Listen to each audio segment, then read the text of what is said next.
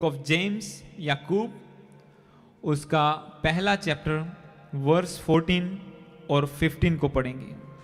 आज का वचन सब लोग इसे अंदर लेंगे, इसे बसाएंगे, क्योंकि ये इंपॉर्टेंट है आज जिन दिनों में हम जी रहे हैं। हालेलुया। तो आओ हम वचन में चलेंगे। मैं पढ़ूंगा इस वचन को, याकूब 1 का 14 और 15 को। इसमें लिखा, परंतु प्रत्येक व्यक्ति यानी कि हर एक बंदा अपनी ही अभिलाषा से खींचकर और फंसकर परीक्षा में पड़ता है। फिर अभिलाषा गर्भवती होकर पाप को जन्म देती है, और पाप जब बढ़ जाता है तो मृत्यु को उत्पन्न करता है। मैं इंग्लिश में पढ़ूंगा 15 को। इसमें लिखा, the desire when it has conceived gives birth to sin, and sin when it is fully grown brings forth death। तो आज का वचन हमारा यही है कि बर्थ ऑफ सिन, जो पाप का जन्म कैसे होता है एक बंदे की लाइफ में, वचन हमें बहुत क्लियर शब्दों में बताता है। पाप से बचने से, उसमें स्ट्रगल करने से बेहतर यही है कि उससे बचा जाए। इसीलिए वचन में हम जगह जगह देखते हैं कि जब पाप की बात आती है तो परमेश्वर का वचन कहता है पाप से भाग, व्यभिचार से भाग। यूसुफ भागा वहां से, उसने सुसमाचार सुनाने की कोशिश नहीं की रानी को, उसे बताने की कोशिश नहीं की, क्योंकि वचन कहता है कि हर एक बंदा अपनी ही अभिलाषा से खींचकर परीक्षा में पड़ता है। बंदे के अंदर पहले डिजायर आती है, अभिलाषा पैदा होती है, और जब वो गर्भवती होती है तो पाप को जन्म देती है। मतलब एक प्रोसेस है, सीधा नहीं। एक बंदा, अगर एक बंदा विश्वासी है और वो पाप में पड़ गया, या एक बंदा बच्चा जब जन्म लेता है वो सीधा पाप में नहीं चला जाता है।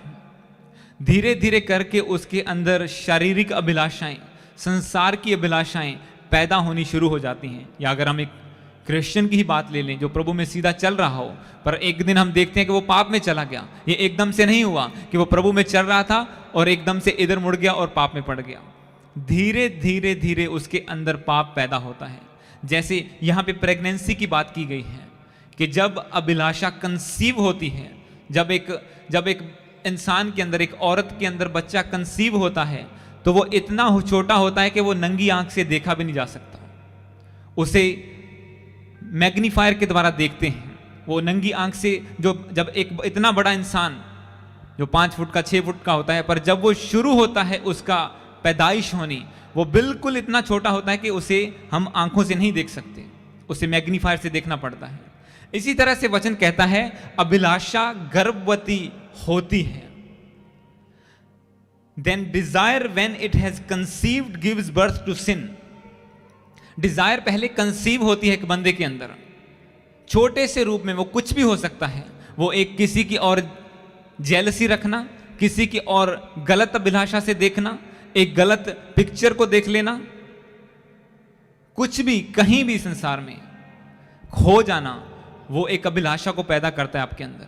और बंदे को ये पता नहीं होता कि आज जो थोड़ा सा मेरे अंदर पैदा हुआ है, ये एक दिन पाप को जन्म दे देगा मेरे अंदर। ये अभिलाषा एक दिन ट्रांसफॉर्म हो जाएगी पाप में मेरे अंदर। जैसे एक बच्चा जब घर में पैदा होता है तो वो बच्चा या इंसान नहीं कहलाता, वो पहले तत्व होता है छोटा। जैसे बाइबल में लिखा कि जब मेरा तत्व जब एक छोटे से रूप में, कण के रूप में पैदा होता है, फिर उन्होंने पंजाबी जितना भ्रूण कह देंगे, फिर उस तो बाद एक बेबी बनता, फिर डिलीवरी होती है, फिर वो इंसान बनता है। इसी तरह जो वचन च लिखा, ਜਦੋਂ अभिलाषा एक बंदे के अंदर पैदा होंदी आ, तो ਉਹਦਾ रूप बिल्कुल छोटा होंदा है। आज हम वचन में से देखेंगे, सब लोग जानते भी हैं कि पाप पैदा कहां से हुआ। हमने बाइबल पढ़ी है, हमें पता है, पर उसे दोहराना कई बार हमारी लाइफ के लिए जरूरी होता है।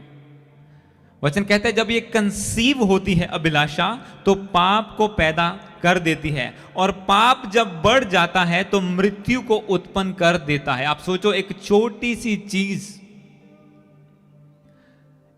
सी चीज बंदे के मरने का, उसकी मृत्यु का कारण हो सकती है, उसकी मौत का कारण हो सकती है, और बंदे को पता भी नहीं चलता कि कब वो मौत की ओर चला जा रहा है। उसे लगता है कि मैं तो सिर्फ एक फोटो ही देख रहा हूं, मैं तो सिर्फ एक वीडियो देख रहा हूं, या मैंने तो सिर्फ अपने मन में ही सोचा है, किसी को क्या पता चला कि मैं क्या सोच रहा हूं।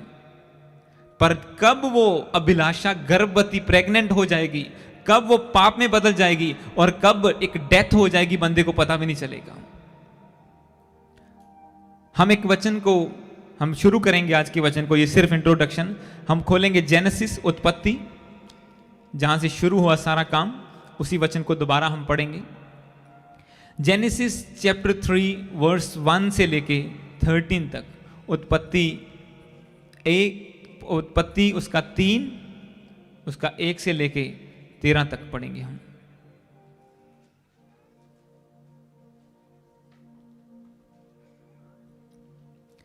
उत्पत्ति उसका 3 चैप्टर उसका 1 से लेके 13 तक मैं पढ़ूंगा इसको। इसमें लिखा, यहोवा परमेश्वर ने जितने बनेले पशु बनाए थे उन सब में सर्प यानी कि सांप ध्रुत था। उसने स्त्री से कहा, क्या यह सच है कि परमेश्वर ने कहा तुम इस वाटिका का यानी कि इस गार्डन का कि किसी भी वृक्ष का फल ना खाना?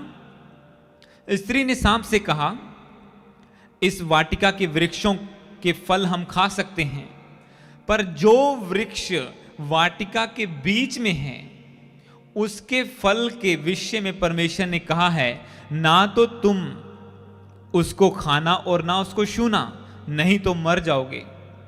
तब सांप ने स्त्री से कहा, तुम निश्चय ना मरोगे, वरन परमेश्वर आप जानता है कि जिस दिन तुम उसका फल खाओगे उसी दिन तुम्हारी आंखें खुल जाएगी और तुम भले बुरे का ज्ञान पाकर परमेश्वर के तुल्य हो जाओगे। अतः जब स्त्री ने देखा, इस वचन को हम ध्यान से पढ़ेंगे, इसमें जो पॉइंट्स है। अतः स्त्री ने देखा, पहला वर्ड अंडरलाइन, कि उस वृक्ष का फल खाने के लिए अच्छा, सेकंड वर्ड, और देखने में मन भाऊ, थर्ड वर्ड, और बुद्धि देने के लिए चाहने योग्य, चौथा शब्द, चाहने योग्य भी है। तब उसने उसमें से तोड़कर खाया और अपने पति को भी दिया और उसने भी खाया।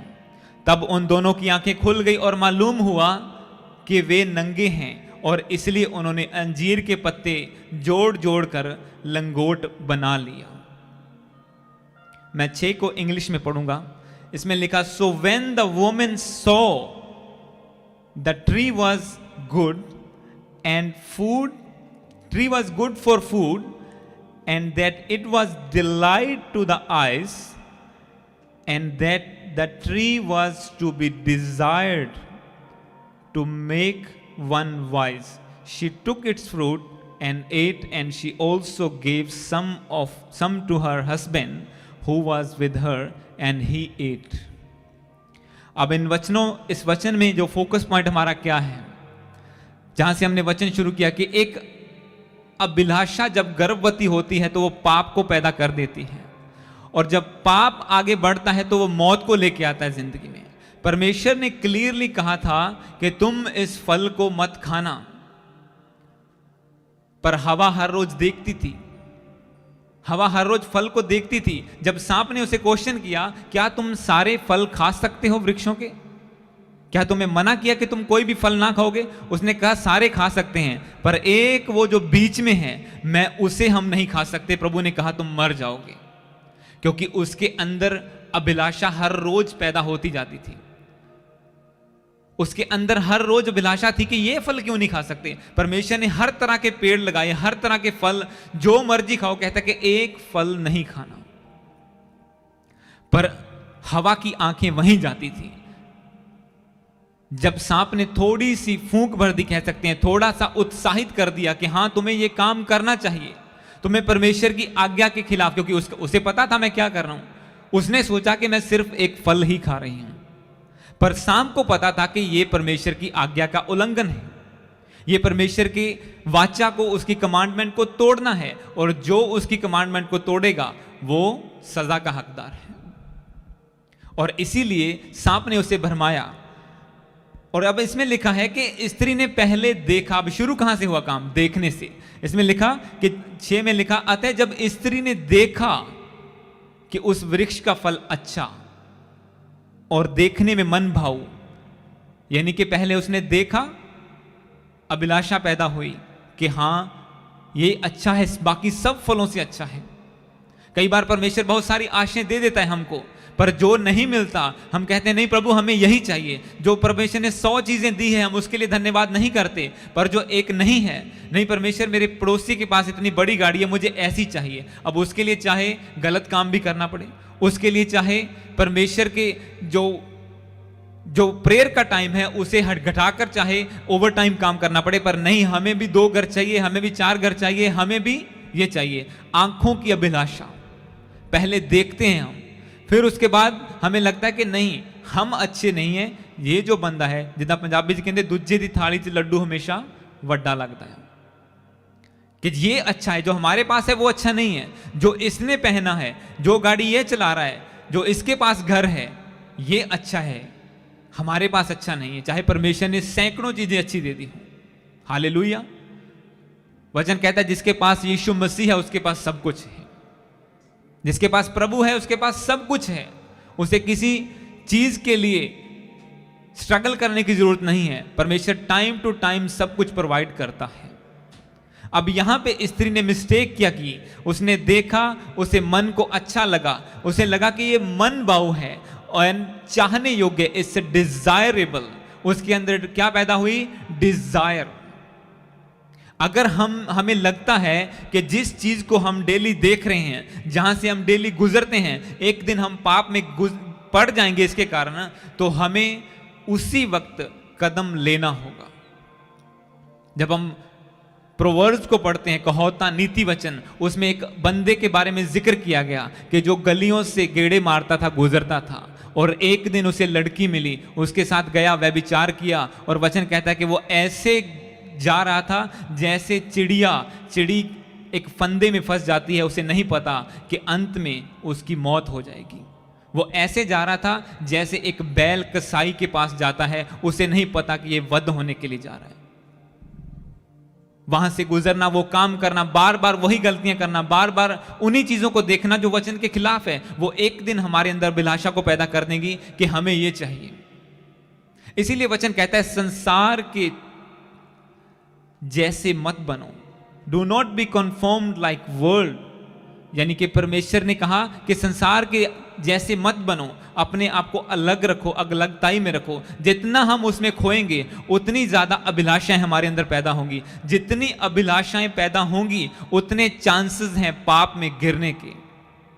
सिन का बर्थ कैसे होता है मैं आपको बताता हूं, जो वचन कह रहा है आज कि अभिलाषा पहले गर्भवती होती है, पहले एक कण आपके अंदर अभिलाषा का, डिजायर का आपके अंदर आता है। जब उसे बार बार आप बड़ा होने देते हैं, जब बार बार वो अभिलाषा आपके सामने आती है, वो बढ़ती जाती है, बढ़ती जाती है, फिर वो प्रेग्नेंट होती है और फिर पाप का बर्थ हो जाता है आपकी लाइफ में। हम अगले वचन को एक पढ़ेंगे, book of Romans chapter 7, book of Romans chapter 7, Romeo उसका 7, उसकी 14 से लेके 20 तक नए नियम में प्रेरितों के काम के बाद आपको मिलेगी। रोमन्स चैप्टर 7 वर्स 14 से लेके 20 तक। अब कॉन्सिक्वेंसेस क्या होते हैं, कैसे बंदे को पता चलता है कि मेरे अंदर पाप का जन्म हो चुका है, इस वचन के द्वारा हम सीखेंगे। पहले चीज में क्या देखा कि जब हम चीजों को बार बार देखते हैं हमारे अंदर अभिलाषा पैदा होती है, अभिलाषा पाप को जन्म देती है। अब पाप क्या करवाता है बंदे से, कैसे पता चलेगा कि बंदा पाप में चला गया, इस वचन में हम देखेंगे। रोमन्स चैप्टर 7 वर्स 14 से लेके 20 तक मैं पढ़ूंगा। मैं 14 को पढ़ रहा हूं। हम जानते हैं कि व्यवस्था तो आत्मिक है, परंतु मैं शारीरिक और पाप के हाथ बिका हुआ हूं। For we know the law is spiritual but I am the flesh and sold under sin. वो कहता है कि मैं पाप के हाथ बिक चुका हूं। जो मैं करता हूं उसको नहीं जानता, क्योंकि जो मैं चाहता हूं वह नहीं करता, परंतु जिससे मुझे घृणा आती है, मुझे नफरत होती है, मैं वही करता हूं। यदि जो मैं नहीं चाहता वही करता हूं तो मैं मान लेता हूं कि व्यवस्था भली है। जो ऐसी दशा में उसका करने वाला, तो ऐसी दशा में उसका करने वाला मैं नहीं, वरन पाप जो मुझ में बसा हुआ है वह है। क्योंकि मैं जानता हूं कि मुझ में अर्थात मेरे शरीर में कोई अच्छी वस्तु वास नहीं करती। इच्छा तो मुझ में है, परंतु भले काम मुझसे नहीं बन पड़ते। क्योंकि जिस अच्छे काम की मैं इच्छा करता हूं वह तो नहीं करता, परंतु जिस बुराई की इच्छा नहीं करता वही किया करता हूं। अतः यदि मैं वही करता हूं जिसकी इच्छा नहीं करता, तो उसका करने वाला मैं ना रहा, परंतु पाप जो मुझ में बसा हुआ है। मैं 18 को इंग्लिश में पढ़ूंगा। इसमें लिखा, for I know that nothing good dwells in me, that it is in my flesh, for I have the desire to do what is right, but not the ability to carry it out. वो कहता है कि मैं ये चाहता हूं कि मैं अच्छे अच्छे काम करूं, मैं चाहता हूं कि मेरी इच्छा तो है कि मेरी इच्छा मुझ में है कि मैं भले कामों को करूं, परंतु मुझसे होते नहीं है वो काम। ये हम रोमियो की पत्री को पढ़ रहे हैं। इसमें लिखा कि मेरा शरीर अब परमेश्वर की व्यवस्था पर नहीं चल रहा। उसका रीजन ये है कि मैंने इसे पाप के हाथों में बेच दिया है। I have sold it to the sin, my flesh has been sold to the sin. मेरे अंदर अभिलाषा पैदा हुई और मैंने उसे नहीं मारा, और मैं उसे पूरी करता गया, और एक दिन मेरे अंदर पाप पैदा हो गया। अब उसका रिजल्ट यह है कि मेरे शरीर के ऊपर मेरा कोई भी कंट्रोल नहीं रहा। मैं इसे जैसे हम प्रार्थना कर रहे थे कि क्या तुम नहीं जानते कि तुम्हें मोल लिया गया है, तुम्हारे लिए यीशु मसीह ने मूल्य चुकाया है, तुम लहू के द्वारा खरीदे गए हो।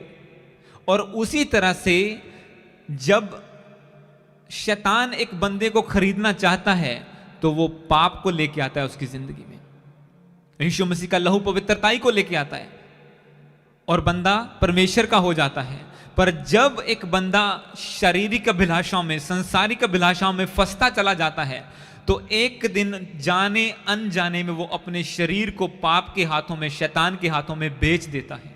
फिर वो कहता है कि मेरे ऊपर कोई प्रार्थना असर क्यों नहीं कर रही, मेरे ऊपर मैं वचन पढ़ता हूं मुझे समझ नहीं लगता, मेरा चर्च जाने को दिल नहीं करता, मेरे शरीर में बीमारियां क्यों हैं, मेरा शरीर क्यों ढीला रहता है, मुझे क्यों थकावट होती है, क्यों प्रार्थना में मेरा मन नहीं लगता। सब सवालों का एक ही जवाब है कि बंदे के अंदर पाप जब बस जाता है तो वो उसे कुछ करने नहीं देता।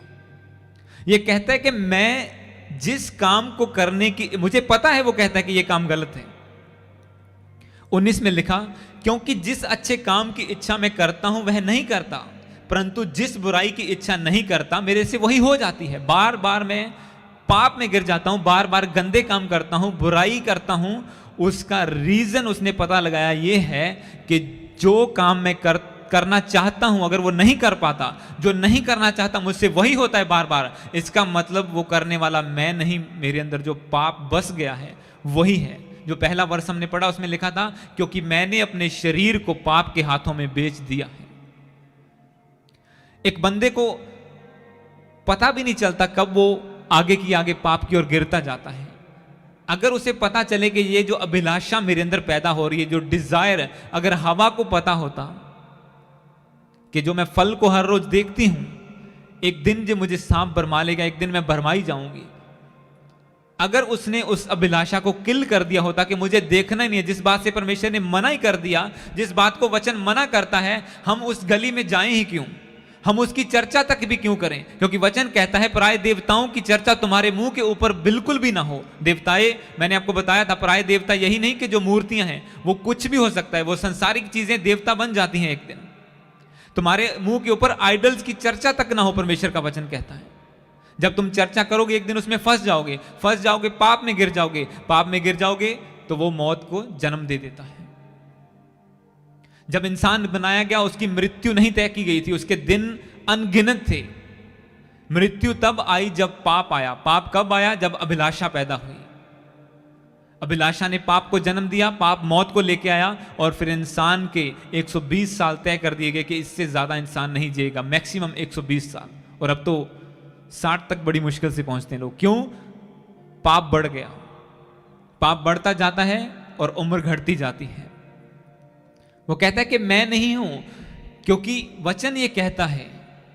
जब इसी रोमियो के आगे हम पढ़ते हैं, इन वचनों को जब आगे आप पढ़ते जाएंगे, इससे पीछे या 1-2 चैप्टर 6 में, उसमें लिखा कि पाप की मजदूरी मौत है। ऐसा नहीं हो सकता कि आप किसी चीज की मेहनत करें और परमेश्वर आपको उसका रिजल्ट ना दे। जैसे हम कहते हैं मसीह में की गई मेहनत व्यर्थ नहीं है। आज आपको रिजल्ट मिले ना मिले, 1 साल में मिलेगा, 6 महीने में मिलेगा, 2 साल में मिलेगा, कई बार परमेश्वर 5 साल तक परखता है एक बंदे को। वो मेहनत करता जाता है और एक दिन प्रभु उसे ऊंचा कर देता है। उसी तरह से पाप की मजदूरी भी आपको मिलती ही मिलती है। ऐसा नहीं हो सकता कि आप मेहनत करें और आपको मजदूरी ना मिले। जब पाप आ गया जिंदगी में, आपने मजदूरी कर दी, उसका पार्सल आपको, उसका रिजल्ट, उसकी पेमेंट मिलनी ही मिलनी है। जब दाऊद अच्छा भला चल रहा था, एक दिन उसने पाप कर दिया और हुआ क्या, उसके बाद फिर दौड़ा अपने घर से, फिर वो जंगलों में चला गया, फिर वही पुरानी लाइफ में चला गया, फिर रोता फिर रहा था। एक राजा होके अपने बेटे से, एक राजा जो 60 लड़ाइयां लड़के जीता और हारा नहीं, अपने बेटे से डर के घर छोड़ के भाग गया। क्यों? उसे पता था मैंने पाप कर दिया है, अब मेरे ऊपर मौत आएगी ही आएगी अगर मैं पश्चाताप ना करूं परमेश्वर से। फिर वो गया जंगलों में, भागा, रोया, नंगे पैर भागा, पश्चाताप किया, परमेश्वर ने उसके ऊपर अनुग्रह किया। वो प्रार्थना कर रहा था कि परमेश्वर, जब एक औरत व्यभिचार के द्वारा एक बच्चा पैदा होने जा रहा था, दाऊद का बेटा, बच्चा पैदा हुआ और उस बीमार हुआ और परमेश्वर ने कहा, उसका वचन परमेश्वर का उस तक पहुंचा कि ये पाप की मजदूरी है, इसका रिजल्ट मौत है, ये बच्चा मर जाएगा, ये नहीं बचेगा, क्योंकि ये वेजेस ऑफ सिन है, ये पाप की मजदूरी तुझे मिलनी ही मिलनी है, ये बच्चा नहीं बचेगा। मैंने तुझे इतना सब कुछ दिया, पत्नियां, बेटे, सब कुछ है तेरे पास, पर ये जो पाप के कारण पैदा हुआ है, इसकी डेथ होगी। दाऊद बैठ गया, ठीक है मैं ट्राई करना, रोजे रखे, प्रार्थना की, गिड़गिड़ाया, राख में बैठ गया, टाट पहन लिए, सब कुछ किया, परमेश्वर के आगे गिड़गिड़ाया, पर वो बच्चा नहीं बचा, वो बच्चा मर गया। क्योंकि वचन कहता है पाप की मजदूरी मृत्यु है, उसे कोई टाल नहीं सकता, परमेश्वर भी नहीं टालेगा उसे। क्योंकि ऐसा नहीं हो सकता कि, वचन कहता है ऐसा नहीं हो सकता कि एक बंदा अपनी छाती पर अंगारे रखे और उसकी छाती ना जले, उसका शरीर ना जले। उसका सेक आना ही आना है, उसके अंगारों से आपकी बॉडी जलनी ही जलनी है। क्योंकि जब परमेश्वर के सामने उसकी कमांडमेंट को हम तोड़ेंगे, उसका रिजल्ट हमारी लाइफ में आएगा ही आएगा। एक वचन को हम पढ़ेंगे, योना की किताब,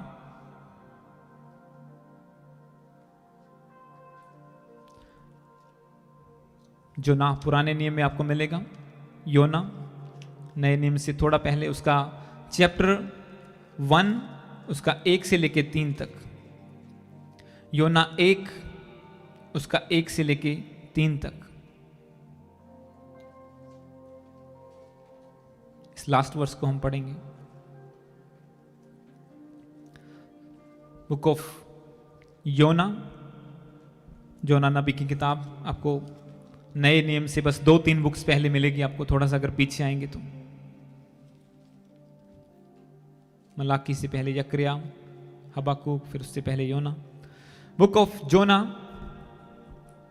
हिंदी में योना लिखा है, चैप्टर 1, उसका 1 से लेके 3 तक हम पढ़ेंगे, 1 वर्ष से लेके 3 तक मैं इसको पढ़ूंगा आपके लिए।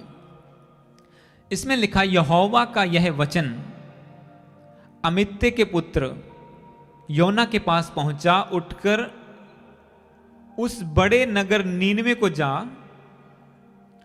और उसके विरुद्ध प्रचार कर, क्योंकि उसकी बुराई मेरी दृष्टि में बढ़ गई है।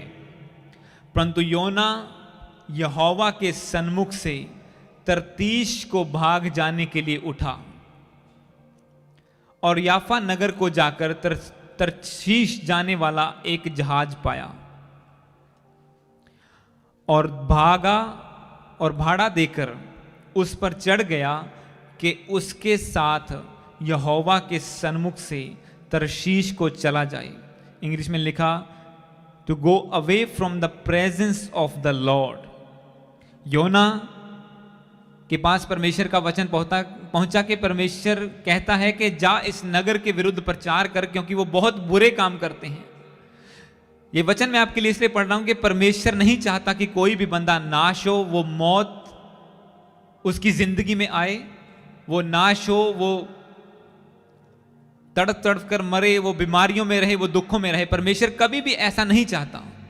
पर वचन कहता है कि जो हमने पहला वचन पढ़ा कि बंदा अपने ही अभिलाषा में फंसकर पाप में पड़ जाता है और पाप मौत को जन्म देता है। अब ये लोग अभिलाषाओं से भरे हुए थे, अडल्ट्री, जादू टूना, जुआ खाना, सब कुछ चलता था इस नगर में जिसकी बात की गई है। एक भी बंदा धर्मी नहीं था वहां से। इसीलिए परमेश्वर ने बाहर से एक बंदे को चुना कि तू जा और इस नगर के विरुद्ध प्रचार कर, क्योंकि मैं चाहता हूं ये नगर नाश ना हो। अगर वो पश्चाताप करेंगे तो मैं उन्हें छोड़ दूंगा। परमेश्वर ने कहा जा इनके विरुद्ध प्रचार कर। पर वचन में लिखा कि योना ने डिसीजन बनाया कि वो परमेश्वर की बात को नहीं मानेगा और वहां से भाग जाने का फैसला किया। और इसमें लिखा कि वो भाड़ा देकर एक जहाज पर चढ़ गया। उसने एक जहाज को पाया और किराया देकर उसमें बैठ गया कि परमेश्वर के सामने से भाग निकले। ध्यान से सुनना इस वचन को। जब भी एक बंदा डिसीजन लेता है परमेश्वर से भागने का, शैतान उसके लिए कश्ती तैयार करके बैठा होता है कि आजा बैठ जा, मैं तुझे लेके जाता हूं।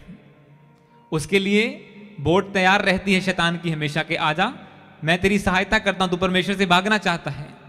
जैसे ही उसने डिसीजन बनाया, उसे जहाज मिला और उसने किराया दिया और बैठ गया और सोचा कि मैं परमेश्वर के सामने से भाग जाऊंगा। पर अभी असली मूल्य उसने नहीं चुकाया था। ये तो सिर्फ जहाज का किराया था, पर परमेश्वर की आज्ञा तोड़ने का किराया अभी बाकी था जो उसने चुकाना था। क्योंकि वचन कहता है पाप की मजदूरी मौत है। मैंने आपको जो बताया, the wages of the sin is death. अब उसका पाप क्या था? उसका पाप था परमेश्वर की आज्ञा को तोड़ना। हवा ने कौन सा पाप किया था? क्या फल खाना पाप है? नहीं, वो पाप नहीं है। पर फिर वो पाप क्यों गिना गया? क्योंकि वो परमेश्वर की आज्ञा के खिलाफ था। हालेलुया। क्योंकि वो परमेश्वर की आज्ञा के खिलाफ चला, इसीलिए उसने प्रभु की आज्ञा के खिलाफ काम किया और इसीलिए उसकी जिंदगी में मौत आई, उसके बच्चों की जिंदगी में मौत आई, सारे इंसानों की जिंदगी में मौत आई। अब यहां पे जोना की नजर में पाप नहीं था। उसके अंदर उसे लगा कि मैं परमेश्वर से भाग जाऊंगा, पर असली किराया, असली मूल्य अभी उसका चुकाना बाकी था। परमेश्वर ने फिर आंधी भेजी, तूफान भेजा, जहाज डगमगाया, सब लोग उसके विरोध में उठे कि किसने पाप किया है, और पर्ची उसके नाम की निकली। आगे आप स्टोरी जब पढ़ेंगे, उसे मछली के पेट में भेजा, वो गहराई में चला गया। और जब गहराई में चला गया तब बोलता है प्रभु मुझे माफ कर दे, जैसा तू कहता है मैं वैसा ही करूंगा। कई बार बंदा जब नहीं मानता तो परमेश्वर को फिर उंगली टेढ़ी करनी पड़ती है। कोई प्रार्थना उसके लिए असर नहीं करेगी, कोई काउंसलिंग, कोई समझाना, जो मर्जी कर लो, जब अगर वो प्रभु के हाथ में पड़ गया तो परमेश्वर उसे सीधा करके फिर ही निकालेगा।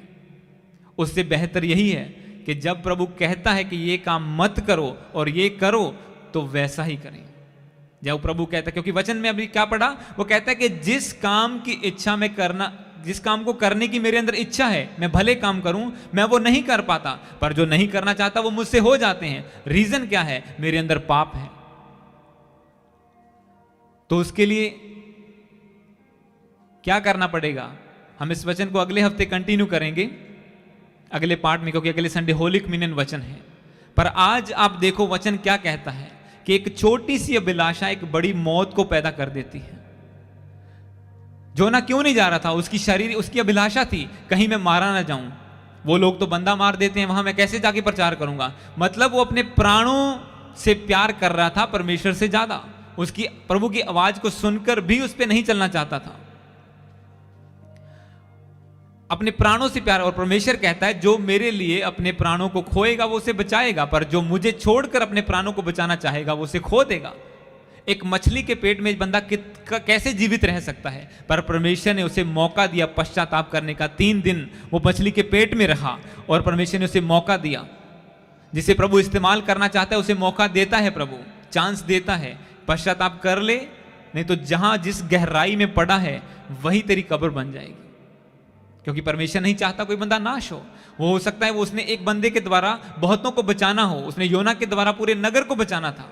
इस स्टोरी को जब आप आगे पढ़ते हैं, उसने प्रचार किया, लोगों ने पश्चाताप किया, अकेला योना नहीं सारे लोग बचाए गए उसके द्वारा। आप चीजों को नहीं देख सकते परमेश्वर आपको कहां तक इस्तेमाल करना चाहता है। सिंपल बात यही है कि प्रभु की आज्ञा को माने, पाप में ना पड़े और आगे बढ़ते जाएं। पर बहुत से लोग अभिलाषाओं में फंस जाते हैं। शैतान अच्छी तरह से जानते किसे कैसे भरमाना है। यहूदा इस्करियोती यीशु मसीह के साथ रहते हुए भी भरमाया गया। उसकी अभिलाषा हमेशा धन की ओर रहती थी, ये पैसा, ये पैसा, ये पैसा। एक औरत ने यीशु मसीह के ऊपर परफ्यूम डाला, कहता ले बोतल तोड़ दिया, अगर इसे बेच देते तो 200 दिनार मिल जाते, गरीबों में बांट देते, जबकि वो खुद चोरी करता था पैसा। और वही अभिलाषा उसकी जिंदगी में मौत को लेके आई। 12 में से एक ही बंदा मरा जो अभिलाषा में फंसा हुआ था। 12 चेलों में से एक चेला मर गया। यीशु मसीह के खुद के चेलों में से जो यीशु मसीह के साथ मिरेकल देखता था, उसकी बातों को सुनता था, जिसने रूबरू यीशु मसीह को देखा, वो भी अभिलाषा में फंसकर मर गया। आप देखो, क्योंकि ऐसा हो नहीं सकता कि पाप की मजदूरी बंदे को ना मिले। क्योंकि वचन क्या कहता है? अभिलाषा गर्भवती होके, प्रेग्नेंट होके पाप को पैदा करती है। पाप जब बढ़ जाता है तो मृत्यु को लेके आता है। और ऐसा ही शुरू से लेके अब तक होता है। ऐसा आदम हवा के साथ हुआ, ऐसा यहूदा इस्करियोती के साथ हुआ, ऐसा ही बहुत सारे लोगों के साथ आज भी होता है। अब जरूरी नहीं है कि बंदा फिजिकली मर जाए। आज का टाइम अलग है। 3 तरह की डेथ होती है, एक स्पिरिचुअल डेथ, एक फिजिकल डेथ, एक एटर्नल डेथ। हो सकता है बंदे की स्पिरिचुअल डेथ, आत्मा शरीर से पहले मर जाए, शरीर बाद में मरे, फिर जो परमेश्वर ने आत्मा भेजा बंदे के अंदर, वो फिर एटर्नल डेथ, जो सदा की मौत है, जो कभी ना खत्म होने वाली आग है, उसमें पड़े। फिर अगर एक बंदे को पता है ये बंदा मेरे पास कर्जा लेके मेरी हेल्प लेने के लिए आया है, फिर भी वो उससे रिश्वत मांगे, तो इसका मतलब उसकी आत्मा, उसका जमीर मरा हुआ है। जब बंदे की आंखें बंद हो जाएं, जब बंदे को किसी के ऊपर तरस ना आए, किसी के ऊपर कोई भलाई नजर ना आए, इसका मतलब उसका जमीर, उसकी आत्मा मर चुकी है, उसकी स्पिरिचुअल डेथ हो चुकी है। और वचन हमें यही सिखाता है, अपने समान दूसरों से प्रेम करो। जैसे परमेश्वर ने तुमसे प्रेम किया, तुम भी दूसरों से प्रेम करो। ये कैसे होगा? जब परमेश्वर का आत्मा हम में बसेगा, जब हमारी आत्मा जीवित होगी। इस वचन को हम कंटिन्यू करेंगे अगले पार्ट में, अगले संडे। आज के लिए इतना ही। आज के लिए यही पार्ट कि जो बर्थ ऑफ सिन है वो कैसे होता है एक बंदे की लाइफ में, और सिन के कॉन्सिक्वेंसेस, उसके रिजल्ट क्या है।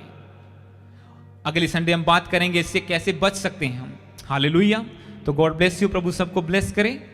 आइए हम सब प्रार्थना में जाएंगे, हमें फिनिश करना है जल्दी।